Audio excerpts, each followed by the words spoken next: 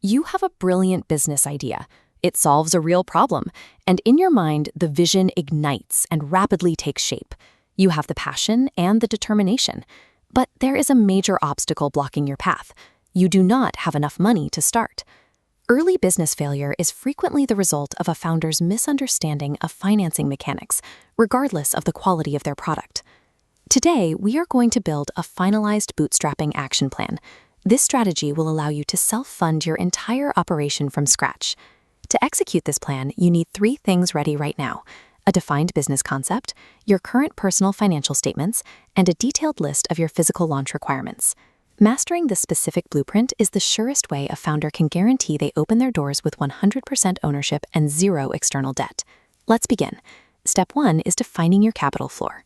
You must separate your ultimate long-term vision from the strict, non-negotiable operational costs required simply to launch. This checklist outlines the essential expenses. The first 3 categories you must account for are purchasing inventory, hiring employees, and initial marketing and advertising. Next, you need to factor in the costs for renting office space, buying necessary equipment, and keeping cash reserves for early operations. A common mistake is severely underestimating funding needs.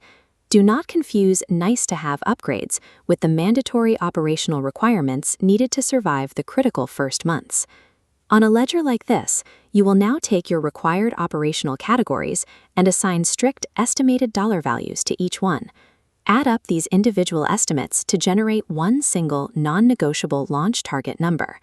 By defining this exact target number, you force a vague entrepreneurial dream into a quantifiable, attackable objective. Step 2 is the personal capital audit. Now that you have calculated your business needs, we must locate where that money currently lives. 2 primary pillars of self-funding come directly from your current finances: tapping your liquid personal savings and systematically diverting portions of your existing salary. The third pillar involves identifying and either leveraging or liquidating your existing personal assets. Founders often assume they must secure external investors on day one, but bootstrapping with your own resources is how successful companies retain total control. These 3 columns represent your funding pillars. To find your combined total capacity, look closely at your finances and rigorously calculate the absolute maximum safe withdrawal limit across your savings, salary, and assets. This combined personal capital ceiling provides a harsh but necessary reality check. It dictates whether your launch can happen today or if you must scale back the scope of operations. Step 3 is the control versus risk matrix. This mandatory psychological audit ensures you aren't conflating acceptable business risk with personal financial ruin. This decision matrix lays out the questions you must answer before committing your own money. How much money do I need? Am I willing to give up ownership?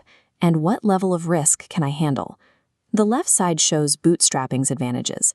Full ownership remains with you, 0 debt payments, and complete decision control.